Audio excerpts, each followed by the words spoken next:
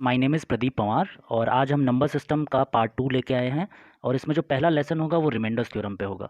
इसमें हम क्या-क्या डिस्कस करने वाले हैं? रिमाइंडर्स थ्योरम का जो बेसिक है वो डिस्कस करेंगे। डिविडेंड, डिवाइज़र, रिमाइंडर क्या-क्या होते हैं? What is the formula for dividend? उसके बाद हम डिस्कस करेंगे बेसिक रूल क्या होते हैं रिमाइंडर फाइंड आउट करने के। उसके बाद concept of negative remainder and concept of modularity को डिस्कस करेंगे। ये 4 चीज़ें हम डिस्कस करेंगे। तो इस लेक्चर के साथ जुड़े रहिए। आइए स्टार्ट करते हैं बेसिक्स से। What is divisor, what is quotient, what is dividend and what is remainder. For example एक डिवीज़न प्रोसेस को लेते हैं। 17 को मैं 5 से डिवाइड करके देख रहा हूँ। तो 17 को मैं डिवाइड कर रहा हूँ तो जो वैल्यू डिवाइड होती है दैट इज़ कॉल्ड डिविडेंड और जिससे डिवाइड होती है दैट इज़ कॉल्ड डिवाइज़र।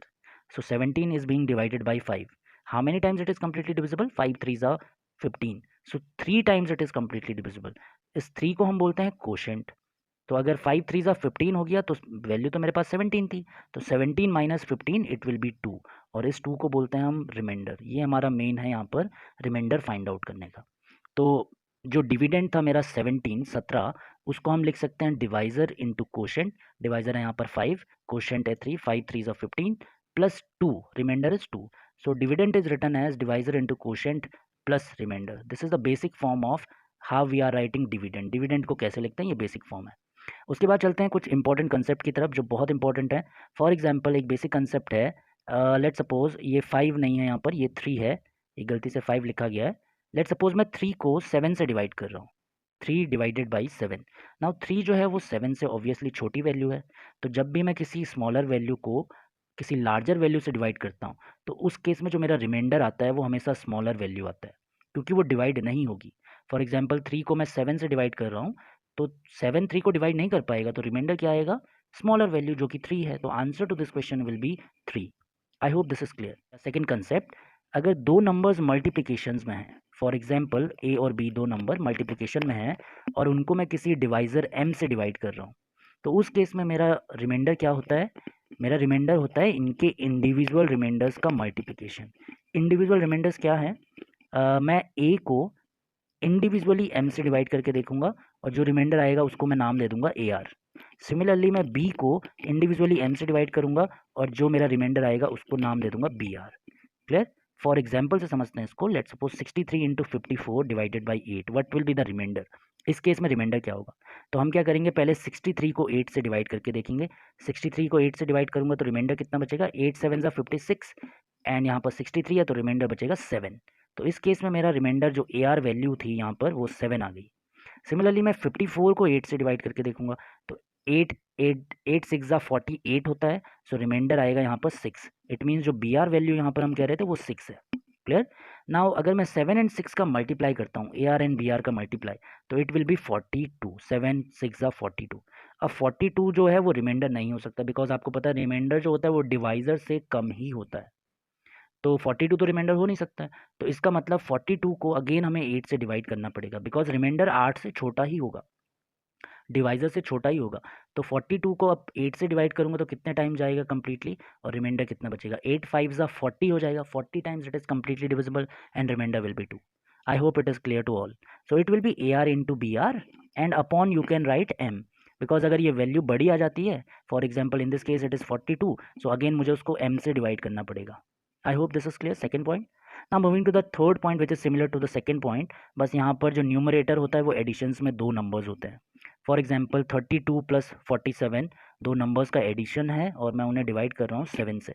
तो अगर दो नंबर एडिशन में होते हैं तो रिमाइंडर जो होता है वो उनके इंडिविजुअल रिमाइंडर्स का एडिशन होता है। For example in this case मैं 32 को 7 से डिवाइड करके देखूंगा और इंडिविजुअल रिमाइंडर आएगा 4। 7 4 ज़ा 28 होता है और रिमाइंडर बचेगा 4। 32 minus 28।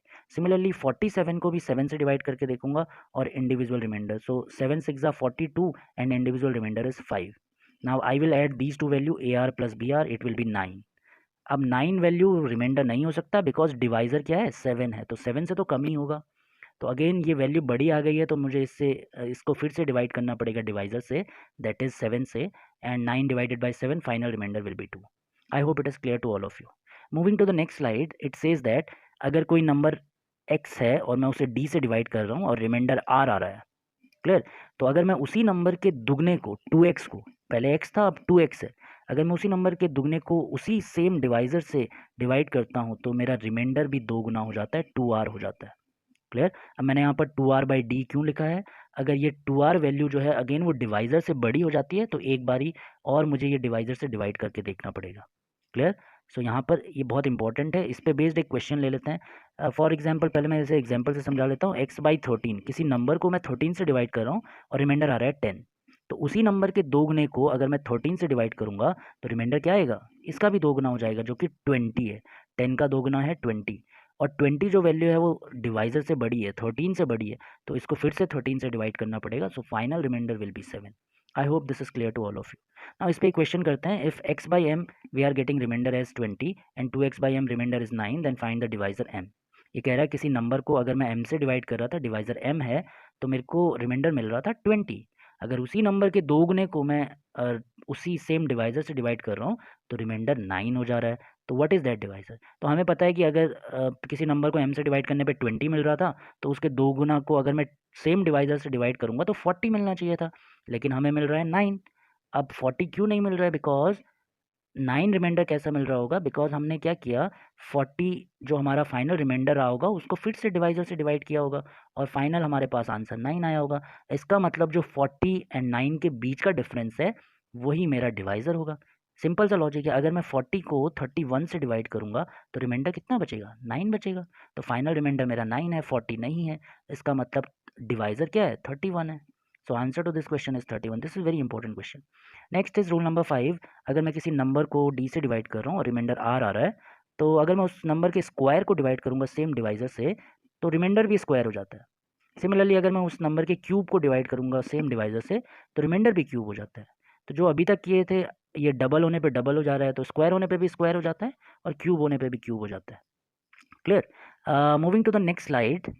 This is very important concept of negative remainder. Remainders can be of two type. Remainder positive भी हो सकता है और नेगेटिव भी हो सकता है। एग्जाम्पल से समझते हैं। अगर मैं 98 को 11 से डिवाइड करूंगा तो कितने टाइम्स डिविजिबल होगा? 11 8 ज़ा 88। इट मीन्स रिमाइंडर बचेगा +10। या मैं इसको ऐसे भी लिख सकता हूँ, अगर 98 को हम 11 से डिवाइड कर रहे हैं तो क्यों ना मैं 11 9 ज़ा 99 कर दूँ, 11 8 ज़ा 88 ना करके 11 9 ज़ा 99 कर दूँ। उस केस में क्या होगा? हमारा रिमाइंडर जो आएगा वो नेगेटिव आएगा। 98 minus 99 that is -1। Clear?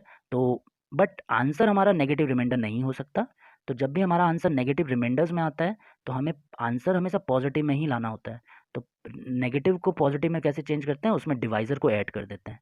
For example यहाँ पर नेगेटिव रिमाइंडर -1 आया था, तो -1 में अगर मैं डिवाइज़र ऐड कर दूँ, डिवाइज़र यहाँ पर 11 है, तो -1 + 11 it will be positive remainder that is equal to 10, जो कि हमें ऑलरेडी पता है। 11 8 ज़ा 88 and remainder is 10। I hope this is clear to all of you. अगर किसी को समझ में नहीं आ रहा है तो ऐसा समझ सकते हैं कि 98 को 11 से डिवाइड कर रहा हूँ, तो 98 को मैं कितनी वैल्यू दे दूँ कि ये 11 से डिवाइड हो जाए? तो 98 को एक वैल्यू चाहिए 99 बनने के लिए, तब वो कंप्लीटली डिविजिबल हो जाएगा 11 से, सॉरी। तो इट मीन्स उसका नेगेटिव रिमाइंडर है 1। उसको एक वैल्यू की ज़रूरत है, तो नेगेटिव रिमाइंडर है 1। आई होप दिस इज क्लियर। ना उसके बेनिफिट देखते हैं, बेनिफिट क्या होते हैं। फॉर एग्जाम्पल क्वेश्चन आपके पास ऐसा आ गया, 47 इंटू 98/11। तो मुझे पता है क्या करना है, इंडिविजुअल रिमाइंडर्स फाइंड आउट करने और मल्टीप्लाई करना है। तो 47 डिवाइडेड बाई 11, 11 4 ज़ा 44, remainder is +3। Now 98 divided by 11। अब यहाँ पर देखो हमें कैलकुलेशन कम करनी है, तो मैं क्या करता हूँ, नेगेटिव रिमाइंडर का कंसेप्ट यूज़ करता हूँ। अगर मैं 98 को एक वैल्यू दे देता हूँ तो 99 बन जाएगा और 99 11 से डिविजिबल होता है, तो इसका नेगेटिव रिमाइंडर हो गया -1। 3 और -1 को मल्टीप्लाई किया तो -3 आया। अब मैंने अभी ऊपर बताया था नेगेटिव रिमाइंडर आंसर नहीं हो सकता, तो इसमें डिवाइजर ऐड करना पड़ेगा। तो -3 + 11 it will be 8। I hope this is clear to all of you. एक और क्वेश्चन करते हैं इसका। 103 मल्टीप्लाइड विद 1298 13702 1197 डिवाइडेड बाई 100। ना 103 को अगर मैं 100 से डिवाइड करूंगा तो रिमाइंडर आएगा +3। 1298, यहाँ पर 98 है लास्ट 2 डिजिट। तो अगर मैं इसको 2 वैल्यू और दे देता हूँ तो ये 1300 बन जाएगा, वो 100 से पूरा डिविजिबल हो जाएगा। इसका मतलब इसका नेगेटिव रिमाइंडर कितना हो गया? -2। सिमिलरली 13,702 का पॉजिटिव रिमाइंडर +2 एंड 1197 का रिमाइंडर कितना आया? -3। बिकॉज इसको 3 वैल्यू दे दूँ तो ये 1200 बन जाएगा। तो सबको मल्टीप्लाई किया तो आंसर आया 36। 3 2 ज़ा 6, 2 ज़ा 12, 3 ज़ा 36। ना 36 जो है वो smaller value as compared to the divisor, so answer will be 36। I hope this is clear to all of you. ना you can solve this question, screenshot लेके आप इसको सॉल्व कर सकते हैं, ईजी सा है। Moving to the next slide, last concept which is very important, concept of मॉडुलैरिटी।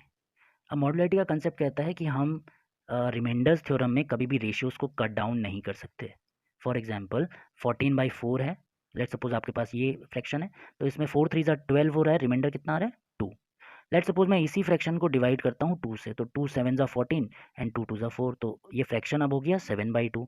7/2 का अगर मैं रिमाइंडर देखूँ तो क्या आता है 2 3 ज़ा 6, रिमाइंडर इज़ 1। इट मीन्स मैं 14/4 को 7/2 नहीं लिख सकता हूँ। अगर मैं ऐसा लिखूँगा तो रिमाइंडर भी चेंज हो जाएगा, 2 से 1 हो गया है और एक ही वैल्यू के लिए 2 रिमाइंडर पॉसिबल नहीं है। तो इसमें एक नोट लिखा है, if we have cut down the ratios by a certain factor, then to obtain the true remainder we need to multiply the answer with the same factor at the last.